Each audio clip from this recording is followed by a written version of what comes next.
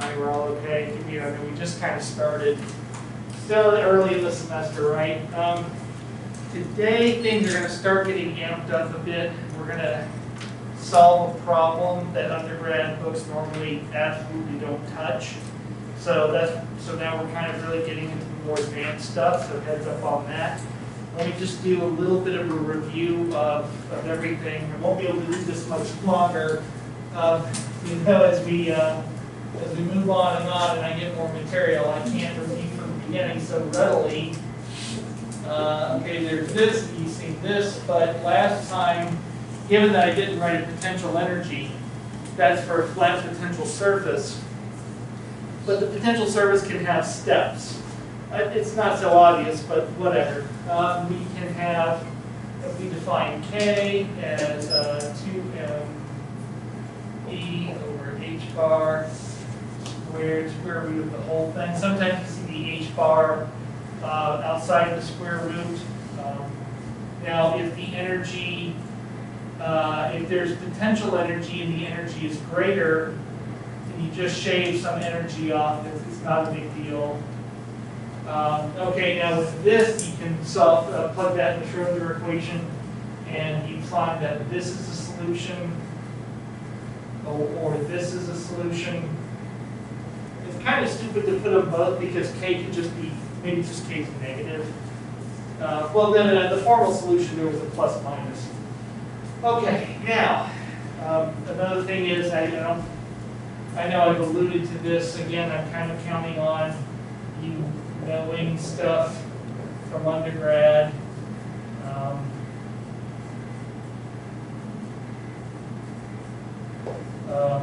So if I use the momentum operator on this, the momentum is positive, the momentum is h bar k, and so that's a right traveling wave, and then the momentum here is negative. So that's a left traveling wave, so we can start interpreting this.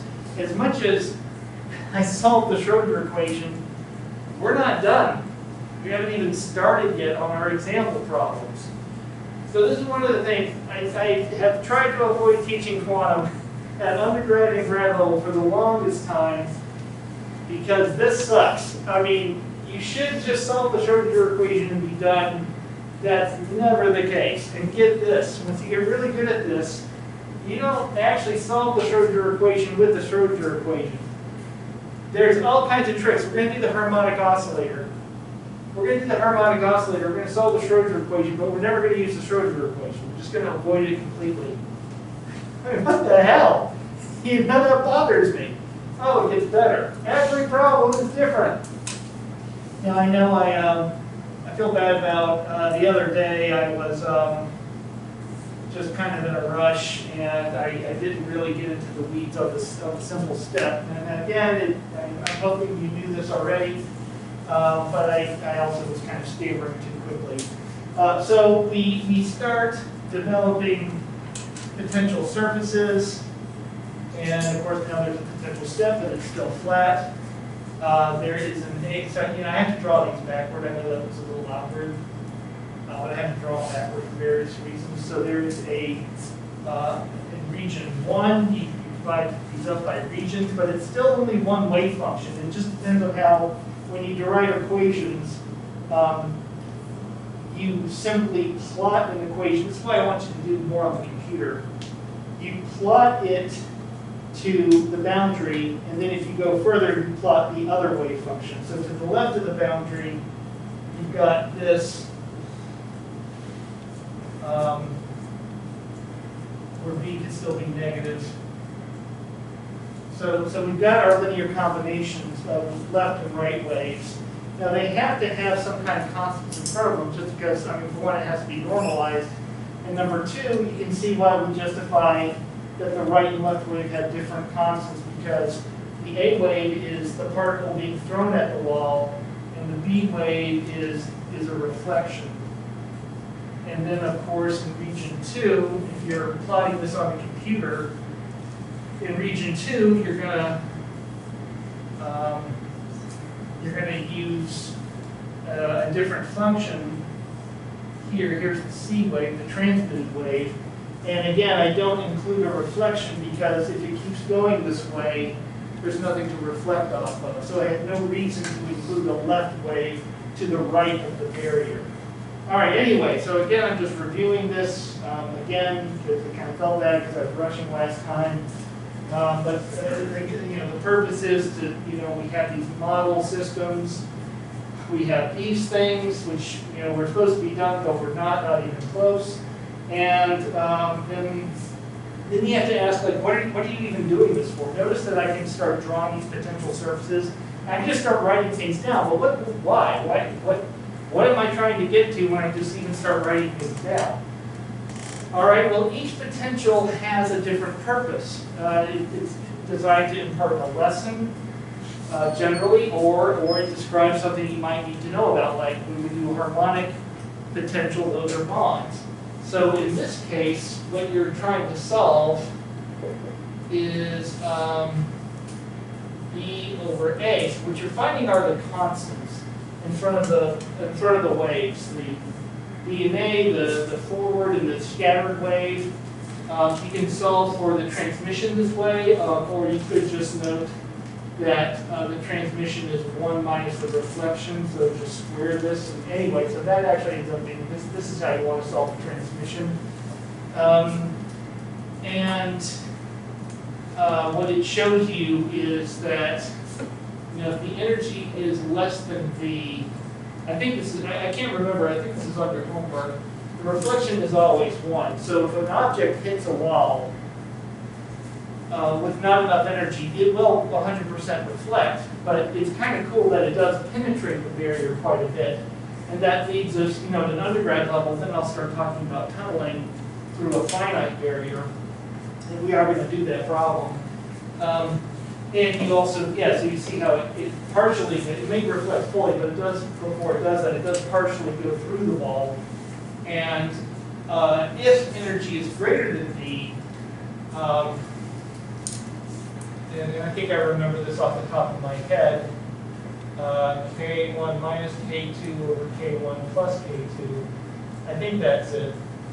Hopefully I'm not misleading you, so just be careful. I'm doing this off the top of my head. And what this shows is that when the bird flies over the barrier, it should just keep going, but it may not. If it's flying right above the barrier, it may bounce back even though it didn't hit the barrier. Right?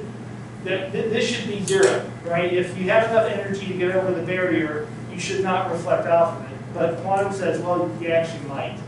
And this is, again, for an undergrad level, this is where quantum gets very strange. And this is how we introduce it. All right, so anyway, that's its purpose.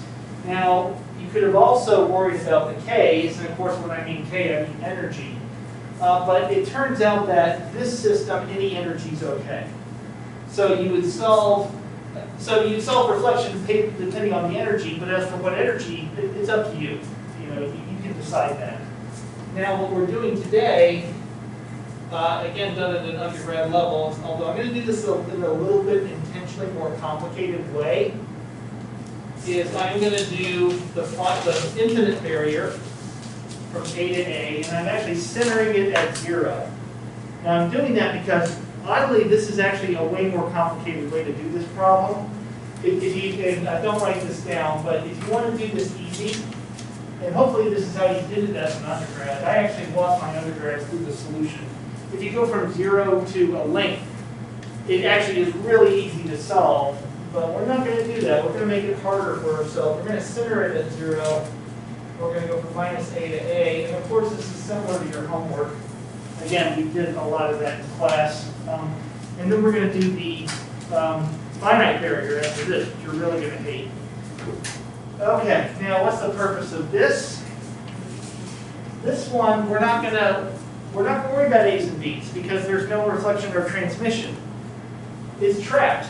It's not going to get through any of these barriers. So there's the concepts of reflection and transmission are moot. And we will solve for them, and you'll see why I'm saying you actually don't really need that. What you're really going to solve for are K's, in other words, energies. So the point of this is, I set this up and I just start solving things like B over A, And at an undergrad level, people don't even ask why. You just go and don't think about it. But that's its purpose. So that's what I do. This one's purpose is not to solve B's and A's, it's to solve K's. You kind of have to know that. That's one of the things that kind of sucks about quantum. You just have to know it, and then you do it. So anyway, let's do this guy. And I'll leave that here, and I'll just start the writing stuff here. And so in the barrier, we'll do, there's only one region, so it starts out easier. Oh, when we do the finite barrier, then there'll be three regions, of course. One, finite barrier when the potentials are not infinite. Oh, you're going to love that. We're going to spend most of the lecture on that. I need to get through this in about 5 minutes because I need about 40 minutes for the finite barrier. Okay, so the next thing to note, and I hopefully did an okay job in the review session, is, again, the Schrodinger equation gave us this. We should be done, but we're not even remotely done. So now we have to start applying boundary conditions. And what we're looking for, let's figure out, I know at the end we're trying to find K, which is another way of trying to find the energy. But let's just start doing things and see what happens. And then if you weren't sure of that, it'll become evident that, again, we're not worried about A and B, we're actually looking for the K's. Even if you didn't know that ahead of the time, I'm going to do something to make that evident. Now, in terms of doing anything, whether you know what you're doing or not, if you have boundary conditions, you have unknowns, you need equations to solve them. That's what equations do. Unknowns and equations. Every unknown must have an equation that comes with it, or you are in a circle, right? You'll never solve it. So, this is what you find is often a problem unless you're clever and you figure out exactly what's going on. Okay, so a boundary condition is that A minus A, the wave function has got to be, I'm not writing this well, 0. Okay, so the wave function has to be 0 because on the outside, where there's infinite potential energy, it can't go there. So it can't even have any amplitude right at the edge, and then something happens from there. I don't know what, that's what we're going to figure out. Okay, so I could use that. What I'm going to do is I'm going to set the wave functions equal. I won't worry about the 0 so much. A e to the ikx, but I'm at minus A. Plus B, so you can see I managed to reverse this. Okay, so that's the left barrier. Now let's do the right barrier. There we go. Okay, so what I've done is I've got a boundary condition. Okay, problem. I got one boundary condition. I got an A and a B and a K. So there's a problem. I've got too many variables and only one boundary condition. Actually, I have a few more. I'm just not telling you yet. Okay. So let's see what this gets us. Okay. What I can do is I'll keep this A over here. A e to the I k a. Then I'll bring this over. Okay. Then this B will stay here. And I'll bring that B over. Notice I factored it. You see what I got? You see what I got? B is equal to A. Okay. Now, in terms of am I solving for A and B? Remember I told you that's not the purpose. Why is it not the purpose? Because that doesn't do anything. Well, it does. It actually does a lot. But in terms of, is it phi or pi or h bar? No, this doesn't tell you. It's not that useful. Except, what you do get out of it is the wave function is symmetric. Okay, so the wave function is e to the ix plus e to the minus ix. Now what's that like? Cosine. All right, that's a cosine. Oh, here, tell you what. Let me put that k in there. I don't want you to be like, oh, where'd the k go? 9kx. Okay, and I tell you what, let me not be so half-assed. Okay, there we go. There's a 2, right? 1/2, so I got rid of the halves. Yeah? Okay, so there you go. Now, I don't care about the 2. You see, another thing that can be frustrating is when I was your age, if a 2 or an h bar or a k isn't written by the instructor, I went nuts. And I get that. I'm still like that. But as I've aged, I've gotten a little bit better. I'm not worried, oh, maybe I forgot the 2. Why would I not care? Anyone give me a reason why I'm not really worried about whether that 2's there or not? I mean, this isn't right. It's not equal because it needs to be a 2. But I'm telling you, if I didn't write the 2, I really wouldn't care. Why would I feel that way? No. I'm trying to still. Well, it's the amplitude. What about wave functions? Think of properties of wave functions. The first one we covered on Wednesday last. Norm. Is that normalized? They're normalized. I have to normalize it. That 2 isn't the 2. That 2's not the normalization constant. You may think like, oh yeah, there's a 2, so therefore it's normalized. Check it. It's not. Besides, the normalization constant, by the way, needs to have units of inverse length. It has to have the units of inverse the dimensions that it spans. You'll see more and more of that later. I can tell you that, so I happen to know this one off the top of my head because, again, it's an undergrad problem. If this is L, the length is 2 over L. But it has to have the square root of its x-axis. Anyway, that's the normalization constant. But let's not worry about that. Let's go ahead and bring that 2 back. Okay, so we've gotten this far, but now what? Oh, okay, well, they're equal, but they're also equal to 0. So I'm going to bring this back.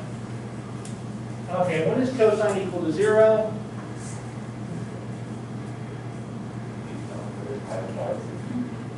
Yeah, when the argument, right, that's the math term, right, would be math savvy. The argument of the function, that's what's inside of it, is equal to pi or pi halves. Okay, sine pi over 2. Pi over 2, right? Yeah, that's cosine. I don't remember this stuff. So that's pi over 2. So k a is pi over 2, and I think we can multiply that by an integer. N is 1. Yeah, it's not 2. I want to say it's 2, but it's actually 3. 5. Oh, isn't that kind of odd? I think it's 2n plus 1 into 5. What? 2n plus 1 Oh, 2n plus 1 equals 1. instead of just n. Oh, 2n plus 1? I'll just Into pi leave it like x. this. I'll just leave it like this. Okay, so then k is 2me over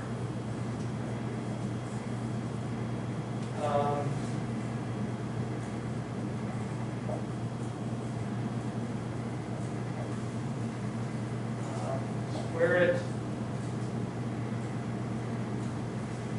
Okay, so E is h bar squared, m squared, pi squared over 8. Okay. Now, I know h bar squared is h n squared. H bar is h over 2 pi, so to square that, that's 4. What have I done? See, I've done something. I've done something stupid. What have I?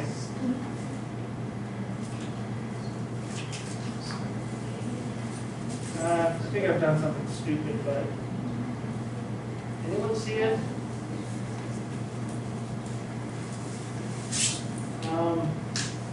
Oh, anyway, look, I'll just stop there. Something tells me I feel like that's a 2, not an 8.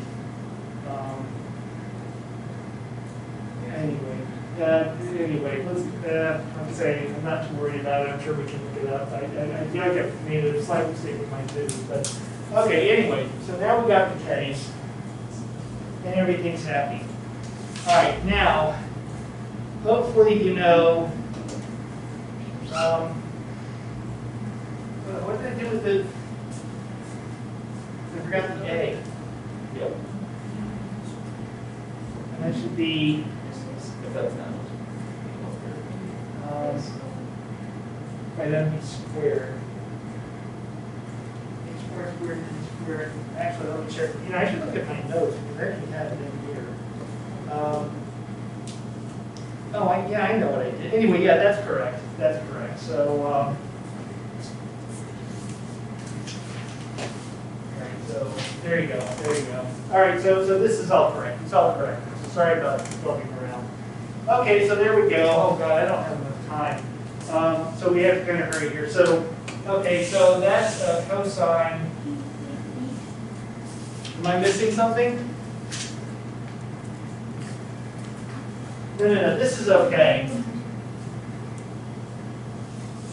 But just like that n went from 1, 3, 5, don't you think I should have an n of 2, 4, 6? What do you think?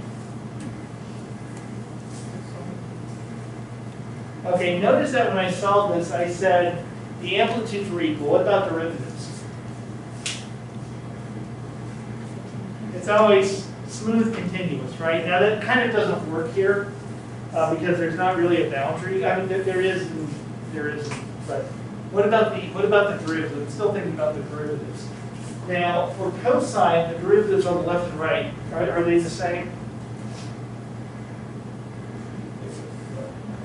But just look at it. Up, down, they're the same. Okay, what about the derivative? What if I said the derivatives equal to each other? Because that would not be cosine. Cosine does not have equal derivatives at a minus a. So let's do that. Derivative. Okay, minus I k t to the minus I k a. Oops.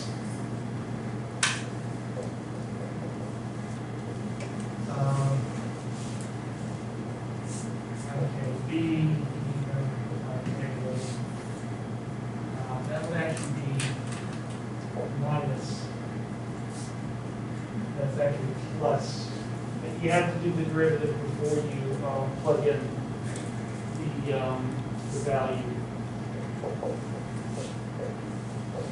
So I'm just doing the derivative.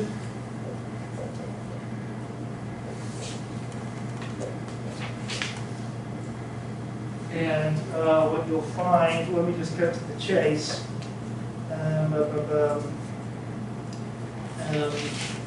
You get A is minus B. Okay, so what's that?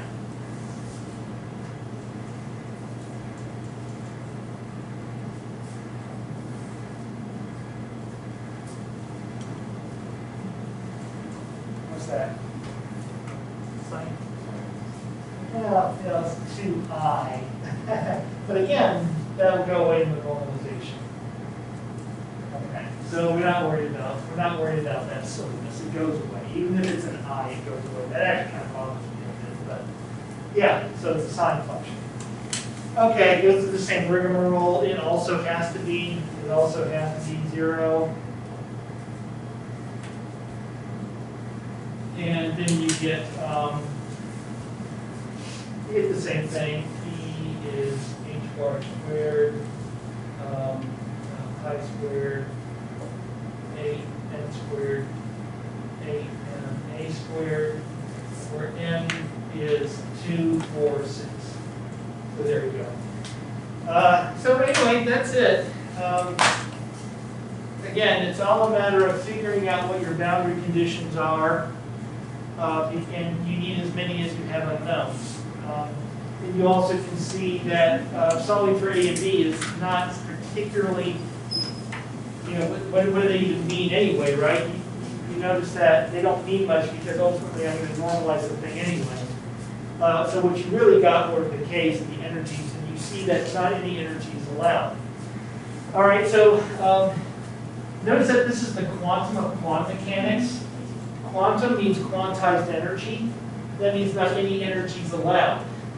So that was all developed because of the hydrogen atom.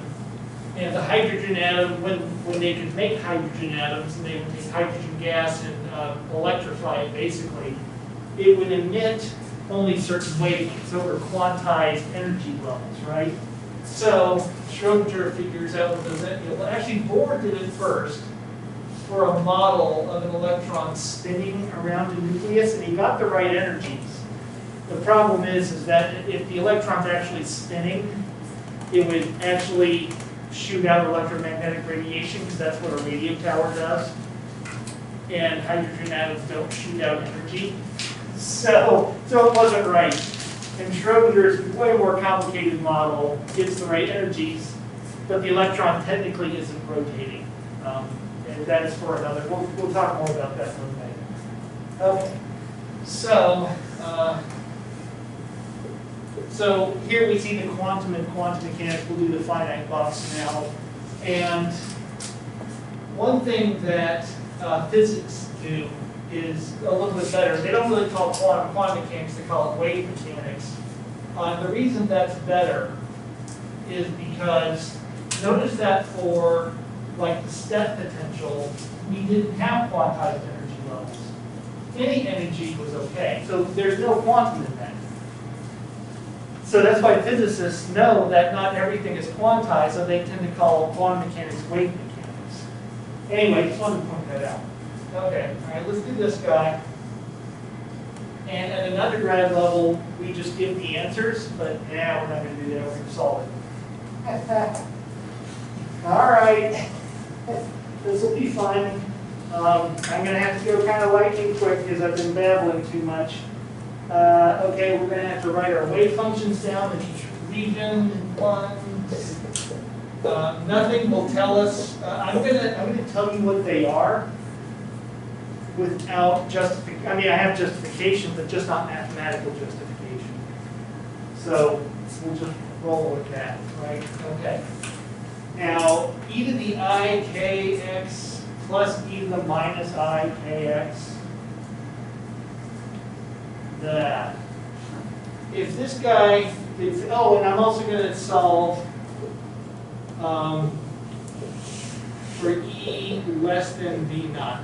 Okay? Because if the energy is greater than the trap, then actually the energy is not quantized. It's just a way. It's actually just a step barrier to the right, and it's a different step barrier to the left. It literally is a step barrier to the left and right. If energy is greater than v naught. It's not an interesting problem. There's really no new phenomenon. So I only solve these problems for E less than V.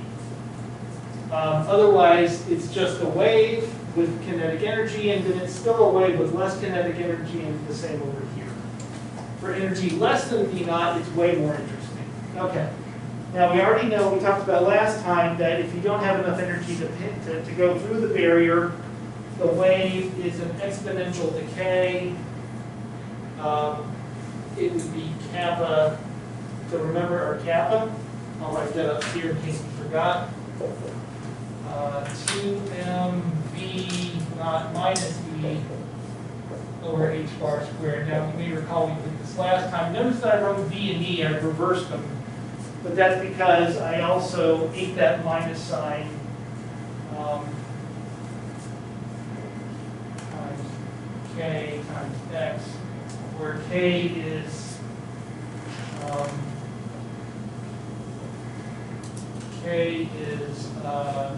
I times kappa times x, which is minus left way, right? Yeah, left way.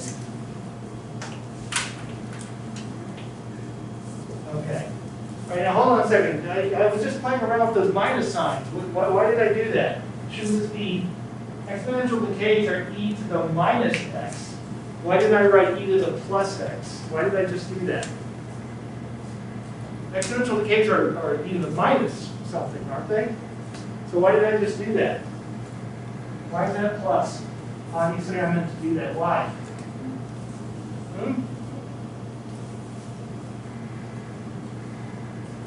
No, come on. No, we're stuck. Come on, people. We gotta keep going. What do you think? I mean, doesn't that rise? Huh? What do you think? Here, I'll just write down. Oh, sorry. Minus chapter. So again, there's no I when you're exponentially decaying. I's are for waves. It's just minus. See, look at this. 3 has e to the minus x. This is e to the plus x. Why did I do that? Huh?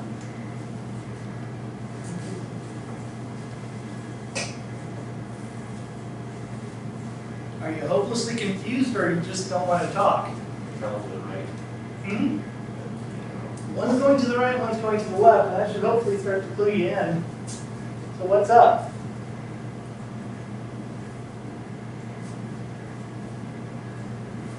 Beyond the boundaries, it's Say again? since it's beyond the boundary. It's beyond the boundary, and that's why I'm not giving it an I. It's not a wave, it's just an exponential decay. It's just that I thought exponential decays were e to the minus x. And I see that here, but on the other side I have plus x. So what the hell?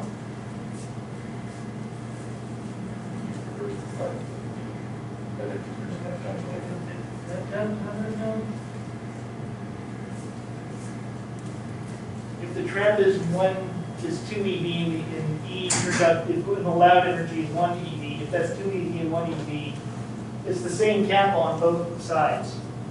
This is a positive number. Remember, I'm solving for E less than B. This is positive. And it's the same number on both. So I'm asking, why is one of them an exponential rise? Which cannot be true. Nor did I write an exponential rise. Yet it seems to be an exponential rise. What have I done? Folks, this is stupid simple, by the way. The diagram goes up. What? The wave function goes up in the first region. I can't hear you. The wave function goes up in the first region. So The wave function goes down.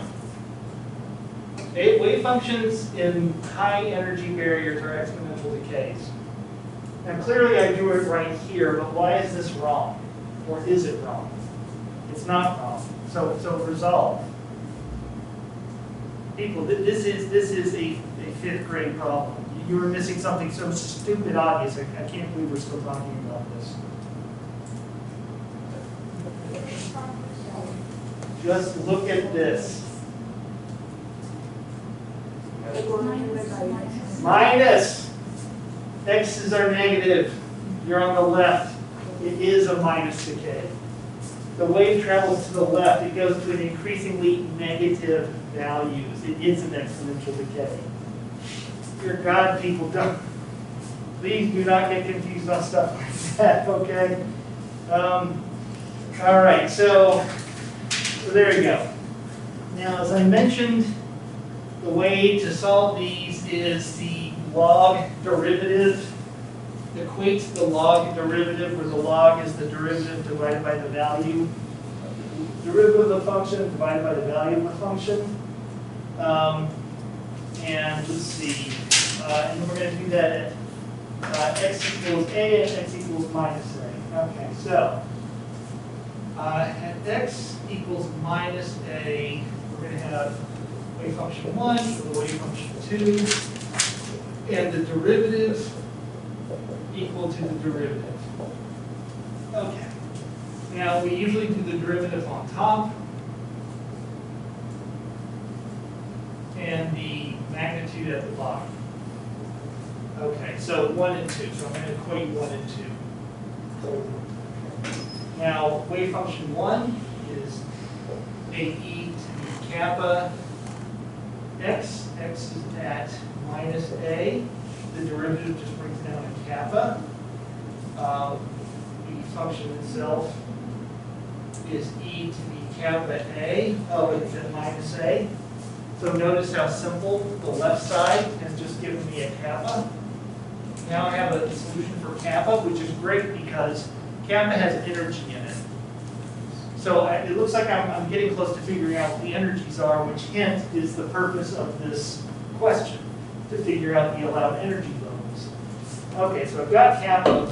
Now I've got to do the other guy, and let me be e to the ik x. X is at a minus a plus c e to the ikx.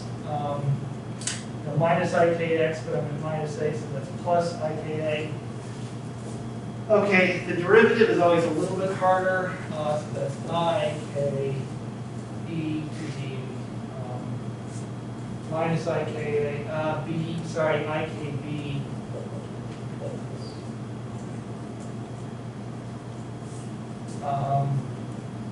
minus ik c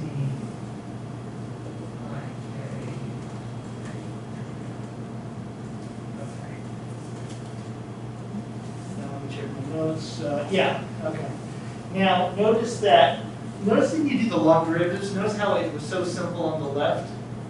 But look at this. This is nightmare fuel. And if you think like, oh, where's the trick? It's just equal to 3. You know, no. It's nightmare fuel, and it's going to stay that way. All right, now let's do 2 and 3. Derivative over the magnitude. Okay.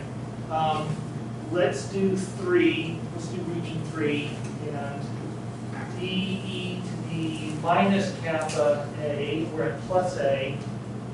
Oh, but a minus kappa is what pops out of the derivative, and then d e to the minus kappa a is positive. Okay, so notice that I've got a solution for minus kappa.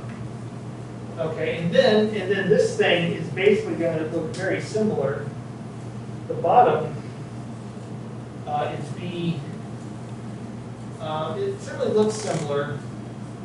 It's just that I'm not at minus a. So notice that I've written almost the same thing. It's just that, you know, plus minus, because again I was at minus a, now I'm at plus a, and then this sucker here.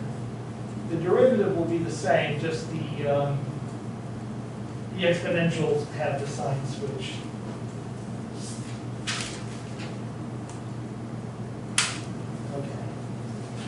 Okay, now, I'm not going to remotely do this. I did it on a handout. I think I had a handout on this, or I'll check it. I'll check it.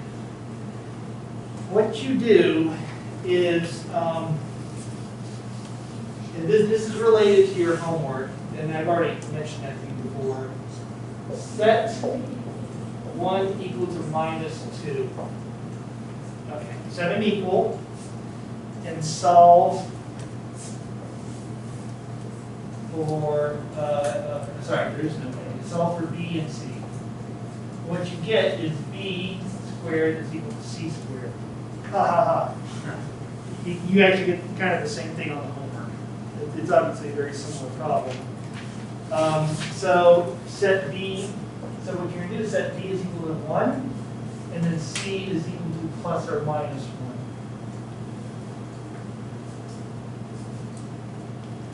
Okay, so what do you get out of that? Are you all of you got this? Not yet. Okay. Let me wipe this out then. Okay, so let's figure out what does that do for us now. As last time, cosine. Plus cosine plus minus sine. So we still got cosines and sines. It's just that they're not going to end at the A.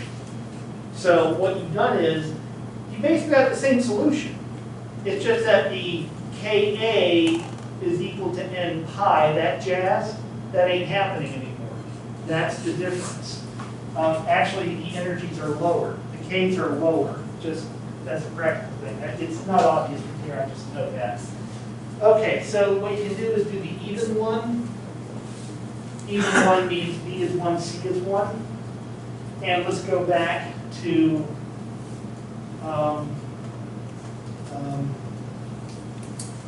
let's see, why have I done this?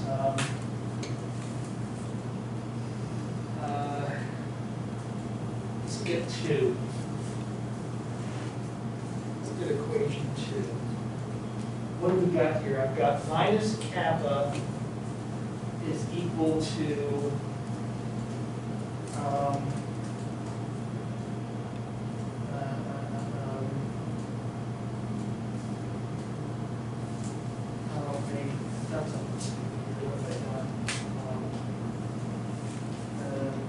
I've got so confused. That's basically sine over cosine. That's sine over cosine, right? Yeah. Sorry. All right, you're gonna have to, because I'm kind of out of time. You gotta trust me that, all right, the IKs came about from using a wave function that was B e to the IKX, C e to the IKX. Now, what would really happen is wave function region 2 is cos kx for even, sine 2 is sine kx for odd. Okay, so there we go. All right, now if we look at equation 2, you know what you're going to get? You're going to get, you can factor the k's out, okay, and you're going to have the derivative of cosine. This is the even solution. Cos Ka over sine Ka, right? And sorry, the derivative of sine is minus cosine. Wait, no, this is the, what am I doing? This is the odd. This is the, sorry, I've got, sorry. Sine. It's cos, if I'm doing even, it's a cosine. The derivative of cosine is minus sine. Sorry about that. Right? Okay, and that is minus K and Ka equal to minus kappa.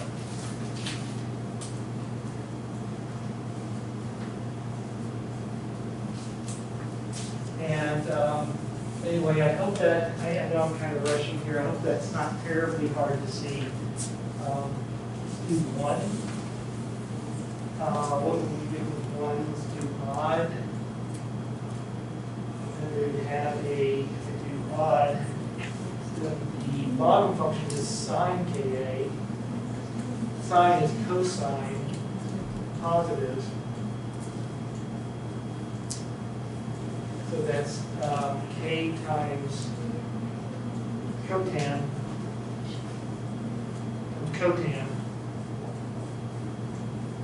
and that's equal to kappa. Okay, so there you go. Now what you've got is a way, so I know I've been kind of rushing here, but basically all I did here, and you maybe just try this on your own if you got a little confused, is instead of e to the ikx, b equals b, b e to the ikx, c e to the minus ikx. Instead, I plugged in sine or cosine. That's what I did. So it's really quite trivial. Now, what these are called I can't spell. What's wrong with me? These are called transcendental equations. So what you'd like to do is solve for the energy. Forget all this. You'd like to solve for the energy, right? That's the whole point of this. We did that before for the finite infinite box. energy is equal to n squared, pi squared, h bar squared, yada, yada, yada. No. K has energy and kappa has energy. So,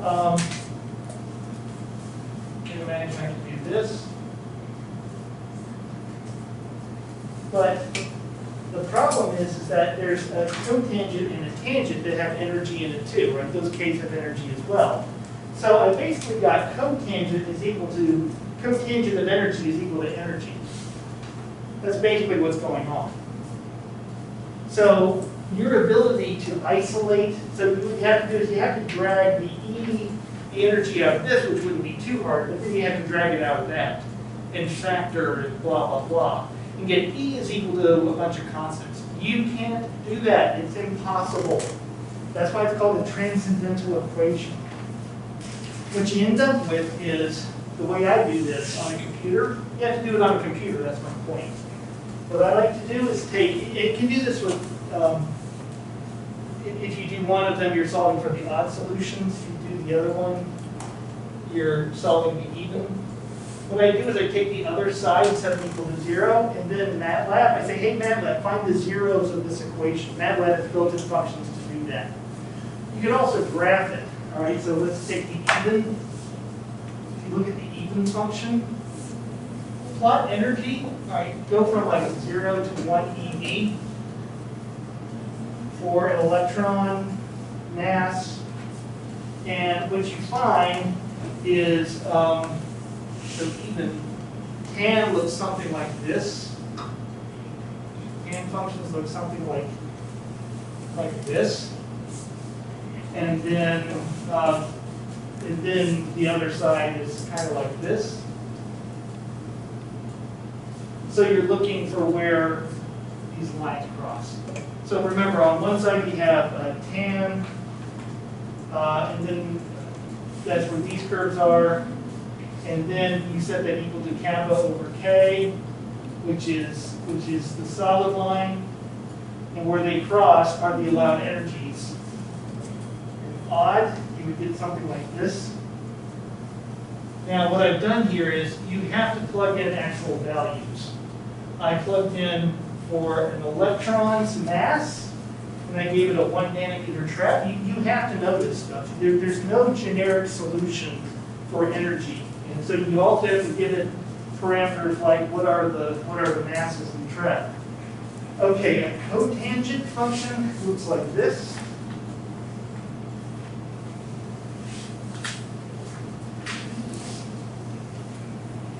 And then the minus kappa k thing is kind of like this. So there's your state. So see what you found? We found the even function, which would, the first one looks like this, has the lowest energy. The next lowest energy is there, and that's the first odd function. And then you have another function. The next one is an even function. That's your next state. And then after that, there's no more states. Now, why is that? So, we got to go. Why is that? What does it mean that I only found 3 states? Now, I get ground state, first excited state, second excited state. Cool. Makes total sense. They look right. You're going to be graphing these two on MATLAB. Why did I not? Where's my 4th? Why don't I have 4 states? Where's my 5th? Where's my 6th?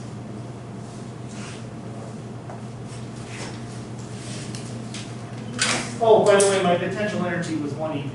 Right? Electron, 1 nanometer, V naught was 1 eV. So where's my 4th excited energy? Where's my 5th? These graphs are accurate. Where are they? What happened? E becomes greater than V0. What?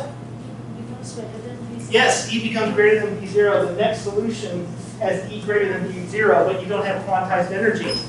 Any energy is allowed. So that's reflected in these equations. They'll fail. They fail if you try to go higher than the potential energy. They should, because there's no quantum anymore.